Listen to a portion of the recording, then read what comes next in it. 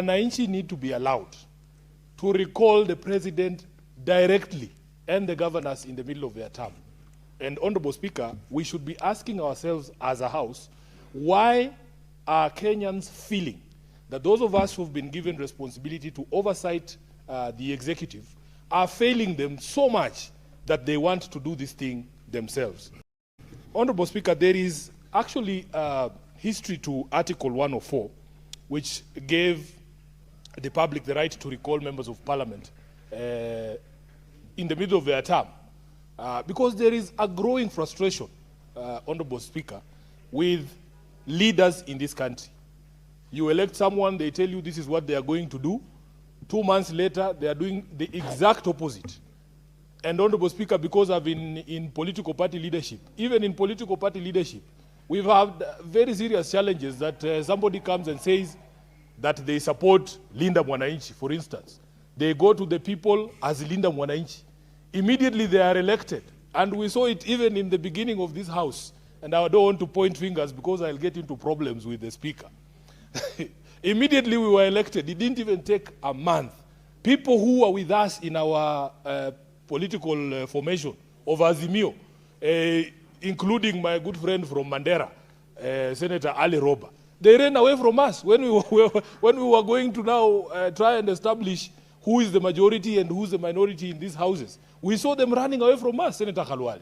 We were shocked that we had campaigned together as Azimio, we had been elected together as Azimio, and barely days, in fact it was just a few days before we elected the Speaker of this House, people have already decided to jump ship. It is a travesty because the people elected you not just because of who you are and what you promised, also the associations and the people that you walked around with, especially somebody of the stature of Raila Amolo Odinga. But what we have done, Honorable Speaker, is to essentially neuter that right of recall for members of parliament under Article 104. National Assembly, in its wisdom, following the provisions of Article 104, Sub-Article 2, to legislate how Kenyans can go about this, put together one of the pieces of legislation that was required to give effect to Article 104. But as has been explained by the committee, in the Katiba Institute case of 2017, the court found that that law on recall of members of parliament was unconstitutional. It was unconstitutional, Honorable Speaker, because it essentially made it impossible for Kenyans to exercise the right of recall. Parliament went and put as many obstacles as possible to a simple right that had been given under the Constitution to make sure that, of course, it didn't work. And it is a bit of one of the sources of the frustration of Kenyans, Honorable Speaker, because you see we are essentially being asked as Parliament and the National Assembly, to be specific, to be judges in our own matter. I don't really think that the framers of the Constitution expected Parliament to ever pass a law that is detrimental to the interests of the members of Parliament. So it was not going to be Parliament itself making it easy for Kenyans to call them, to recall them. So they went and put obstacles there. There had to be a judgment of the court. There were specific grounds. It couldn't just be that you've lost popularity and you've been recalled, and so on and so forth. And that is why that law was struck down. Now, ladies and gentlemen, the video clip that I have begun this video with is a video clip of Nairobi Senator Edwin Sifuna actually moving a very important motion today in the floor of the Senate. As you have heard, Sifuna makes a suggestion that it's high time, constitutionally, the people of the Republic of Kenya are allowed to recall the president when the president fails to actually meet his pledge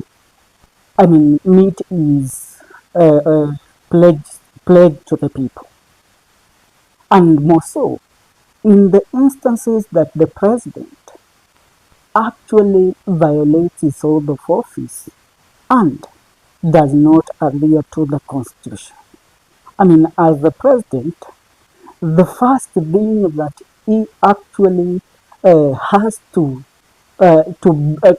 what he is bound to when he takes the oath of office is to adhere to the Constitution of the Republic of Kenya, serve it diligently, and more so, put the needs of the people of the Republic of Kenya before anything else. For he is the President of the Republic of Kenya. Now, this motion by Edwin Sifuna brings up something that we all have been missing.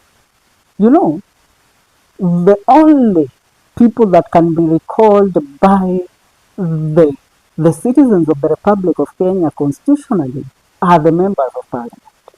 We are members, we are members of the public if they feel that their members of parliament have actually not met their expectation or they have violated their oath of office. They can actually go ahead and collect signatures and move to recall their member of parliament so that he can actually relinquish his position and allow them to actually elect a new member into that office. The members of parliament are the only people that can be recalled. Are we together? On the other hand, the president and his deputy and the governors and the senators, they can be removed from office only through an impeachment motion. For the governors, an impeachment motion is supposed to be moved by the members of the county assembly in the floor of the county assembly. For the deputy president, you all are aware of what happened during the Rigathi Gachagua saga. Members of parliament are allowed to move an impeachment motion against the deputy president and the president. They two are bound together constitutionally through on how they can be removed from office. So for President William Ruto, it is so hard for the people to actually move to remove him from office because they require a member of parliament tabling the motion of impeachment against the president in the floor of the National Assembly. And as you know, the talks about President William Ruto's impeachment have gone on for so long since Gachagwa's impeachment. Recently, about a month or two ago, the Member of Parliament of Sabaoti, Honorable Caleb Amisi, had actually started collecting signatures for the purpose of moving an impeachment motion against the president. But ladies and gentlemen, Caleb Amisi failed to move that motion, which left the people with no any other option because it's an MP that is supposed to move an impeachment motion against the president. When it comes to this motion that Sifuna is moving, if it is to be moved and actually debated as a bill and passed passed constitutionally in the National Assembly and in the Senate, the people won't require a member of parliament actually moving to table an impeachment motion against the president. They themselves can move to recall the president if they feel that he has violated his constitutional obligation. Are we together? And that is something, is a masterpiece that we all have to look at in the dimension that Sifuna comes with. Because, for instance, if it's not that William Ruto feels that he is so much protected constitutionally that Kenyans cannot actually have the powers to remove him from office, he could have actually been even more lenient in observing the Constitution. Remember, for instance, a case that was going viral a few weeks ago, the issue of the Ebola quarantine facility in Laikipia, where President William Ruto signed a deal with the United States to build an Ebola quarantine facility for Americans in the Republic of Kenya. That was a clear violation of his oath of office for putting the people of the Republic first before anything else, where he actually put the deal and the money that was being offered by the American government in front of anything else. Are we together? So imagine if the people had the power for them to actually move a petition to recall the president for violating his oath of office by actually putting the lives of the people of this republic at the risk of being exposed to Ebola virus.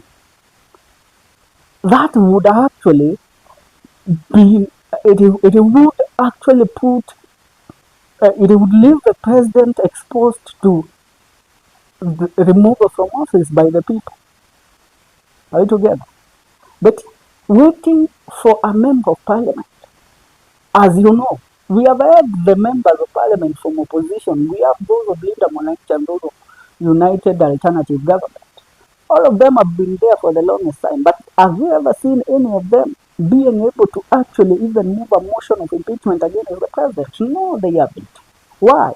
Because for them, they don't actually see the need to move and impeach President William Ruto. And even if they think of it or even try to whisper about it, money is moved to them and they keep quiet. But imagine you as the person who elected the president having the power to recall him out of office if, for instance, he does not meet his constitutional obligation. And you are protected constitutionally to do that. The president wouldn't be so obliged to carry out, even to beat his chest in front of the public, claiming that you can do nothing against him. I mean, the president, it is not only Ruto. Even who, if these had been there before, it would be very easy for Uhuru to have been recalled by the people. Are we together? So, for example, let's say if this bill is passed, where Kenyans are given the power to recall the president or the deputy president. For instance, the president is elected into office in the year 2027, and in the next 1 year or two, he proves beyond reasonable doubt that he actually is in the office not to serve the people, but to serve himself and also to enrich himself and a few other individuals that are affiliated to him. Then the people would have the power to recall him instead of waiting until the next general election cycle so that they can vote him out of office. I mean, this is a masterpiece of a motion that Edwin Sifuna has brought. And it's high time we support this motion with all we got, because such motions are what can actually change the future and the narrative of leadership in the Republic of Kenya. Because, I mean, the president, if he feels that if I don't have these people and I don't deliver as I promised, they have the right constitutionally to recall me out of office. I dare tell you, that president will work to ensure that he does not find himself in a violation of the oath of office. Are we together? But currently, if Kenyans constitutionally require a member of parliament to actually move a motion of impeachment against the president, I mean, every dog has a price, and we have seen it. Huh? And for instances, like the ones of Rigathi Gachagua, there it would have been the obligation of the people to either defend Rigathi Gachagua's removal or support it together with that of the president. Wakati ulikuwa unasikia wakisema tunataka dereva na makanga wote waende. Mtazamaji, I mean, I would love to hear your take in regards to this proposal by Edwin Sifuna. Leave your comment in the comment section. See you in our next video. This is the Kenyan Daily Report.